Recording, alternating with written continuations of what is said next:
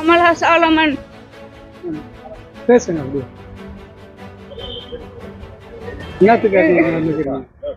என்னை ஏமாத்திட்டான் என் புள்ள என்னை ஏமாத்திட்டான்.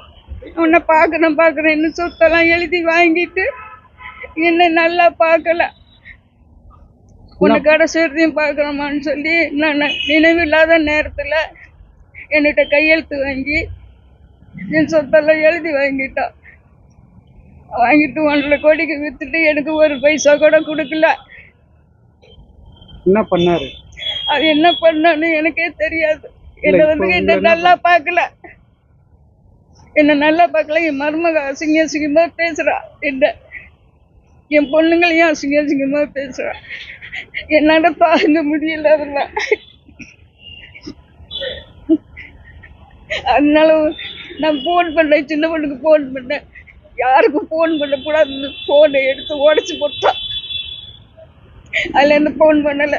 அவங்க ஒரு மாசமா போன் போட்டு ஆளே அட்ரஸை கண்டு நம்மளே போகலான்னு அவங்க வந்தாங்க. அவங்க வந்தோன்னா அவங்கள பிடிச்சி வெளியே தள்ளி எதுக்கு இங்க வரீங்க, யாரும் இங்க வரக்கூடாது அப்படின்ட்டு ரொம்ப அமுக்கலம் பண்ணி அந்த மாதிரி பண்ணிட்டான். அவன் கொண்டாடி பேச ரொம்ப கேட்பான். கூட பார்க்க எனக்கு ஒரே ஒரு புள்ளதான். மருத்துவ செலவுக்குள்ள ஒண்ணு கொடுக்க முதல்ல செஞ்சுட்டு இருந்தா இப்ப ஒண்ணுமே கொடுக்க மாட்டேன். நான் சொத்தை எழுதி வாங்கின பிறகு எனக்கு ஒண்ணுமே செய்யல. எங்க அவங்கிட்டதான் என்ன இந்த என் சின்ன மக வந்துதான் இப்ப வேலூருக்கு கூட்டிட்டு போய் 5 நாள் அங்க இருந்தா இப்ப இங்க வர்றேன். 2 பொண்ணு ஒரு பையன்.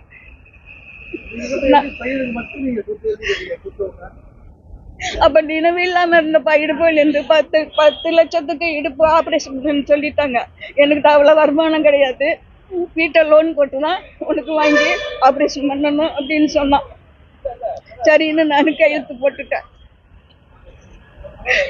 அவன் என்னென்னமோ எழுதியிருக்கான். அதனால எனக்கு தெரியாது, எனக்கு படிக்கவும் தெரியாது.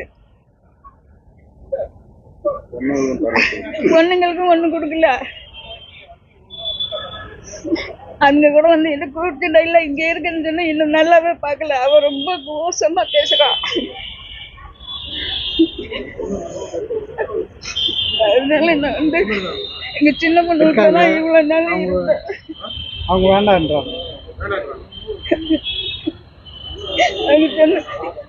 சின்ன பொண்ணு வேலூர் வரும்போது என்னமோ நான் மருமகன், பெரிய மருமக. நான் இவங்க ஈக்கா எடுத்தாங்கல்ல, இவங்க பேர் கமலாம்மா. நான் இவங்க மூத்த மருமகன். இவங்க கடந்த ஒரு 10 வருஷமா தனியாவே வாழ்ந்தாங்க. ஏற்கனவே இவங்க பிள்ளைக்கு எழுதி வச்சுட்டு தெரியாத எழுதி வாங்கிக்கினாரு. அவர் ரிஜிஸ்டர் பண்ணார். அதை நாங்கள் போய் கேன்சல் பண்ணோம். அதுலேருந்து அங்கே நாங்கள் போகிறதில்ல, இவங்களையும் வந்து பார்க்குறதில்ல. அவர் தனியாகவே வாழ்ந்தாங்க. இப்போ உடம்பு சரியில்லைன்னு ஒரு ஃபோன் வந்தது. இவங்களுக்கு உடம்பு சரியில்லை. நான் தான் குளோபல் ஹாஸ்பிட்டல் கூட்டின்னு போய் அட்மிட் பண்ணேன். ஒரு 3 நாளில் திரும்பி என் வீட்டில் கூட்டின்னு போய் வச்சுக்கினேன். திரும்பவும் உடம்பு சரியில்லை, ரொம்ப சீரியஸாக இருந்தாங்க. அதனால் அவங்க பிள்ளைக்கு பொண்ணுக்கு தெரியப்படுத்தினேன்.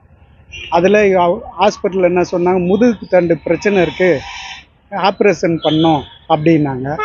அந்த முதுகு தண்டு பிரச்சனையில் ஆப்ரேஷன் பண்ண அதிக செலவாகும், அதுக்கு காசு இல்லை, அவங்க பேரில் இருக்கிற சொத்தை அடமானம் போட்டு தான், என்னாண்டியும் வசதி இல்லை, உங்களாண்டியும் வசதி இல்லை, அடமானம் போட்டு தான் ஆப்ரேஷன் பண்ணோம் அப்படின்னு சொல்லி எங்களாண்ட ஹாஸ்பிட்டல்லையே கையெழுத்து வாங்கினார். இவங்கள எங்கேயோ கூட்டின்னு போனார். ராமச்சந்திராவில் போய் அட்மிட் பண்ணுறேன்னு இவங்கள கூட்டின்னு போய் எழுதி வாங்கினு அதுக்கப்புறம் ஹாஸ்பிட்டலில் ஒரு 3 நாள் சேர்த்தாரு.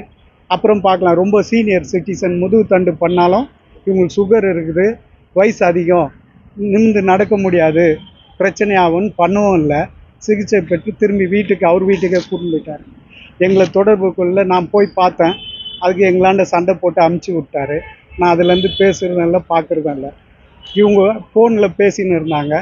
அது பிடிக்காம எதுனா சொல்கிற போகிறாங்கன்னு, எங்களுக்கு தகவல் சொல்லிடுவாங்கன்னு இவங்க ஃபோனை ஒடிச்சு இவங்களை வந்து தள்ளி விட்டு இருக்கார் கீழே. ரொம்ப நாளாக ஃபோன் தொடர்பு இல்லைன்னு 2 மாதம் கழித்து அவங்க சின்ன பொண்ணு போய் பார்த்ததுக்கு அவங்களையும் சண்டை போட்டு வெளில தெருத்திட்டாரு. இவங்கள வந்து படிக்கட்டில் வெளில பொண்ணு இவங்களையும் தெரித்தோம். அவங்க கூட்டின்னு போய் இத்தனை நாள் ஒரு 8 நாள் அவங்க வீட்டில் பராமரித்து, சரி ஏன் சும்மா விடணும் அப்படின்றதுக்காக அதை எதனா முயற்சி பண்ணலாம், இவங்க மருத்துவ செலவுக்கு எதனா இவங்க பராமரிக்கிறதுக்கு அப்படின்னு இங்கே வந்து மனு கொடுத்துருக்காங்க.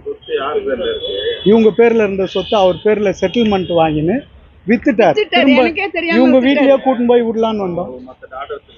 ஆமாம், வித்துட்டார். அதுதான் இவங்க செட்டில்மெண்ட் எழுதி வச்சிட்டாங்கல்ல, அடமானம் வாங்கினேன்னு செட்டில்மெண்ட் வாங்கினாரு. அதான் செட்டில்மெண்ட் கொடுத்துட்டாங்க. பொண்ணு கையெழுத்தே வாங்கல, 2 பேர் பொண்ணு கையெழுத்து வாங்கல. வாங்காத அவர் வித்துட்டார். அவர் சொந்த தொழில் பண்றாரு, ஒரு கம்பெனி வச்சிருக்காரு, லேத்து கம்பெனி. இவர் இறந்துட்டாருங்க. மாமனார் வந்து சிவில் இன்ஜினியருங்க. இல்ல, பிரைவேட் இன்ஜினியர். வீடு கன்ஸ்ட்ரக்ஷன் பண்ணி வீடு 1.25 கோடி ரூபாய் மதிப்பு. ஈக்காடு தாங்கல் அருள் பிரகாசம் தெருவில் இருக்குங்க. நன்றி.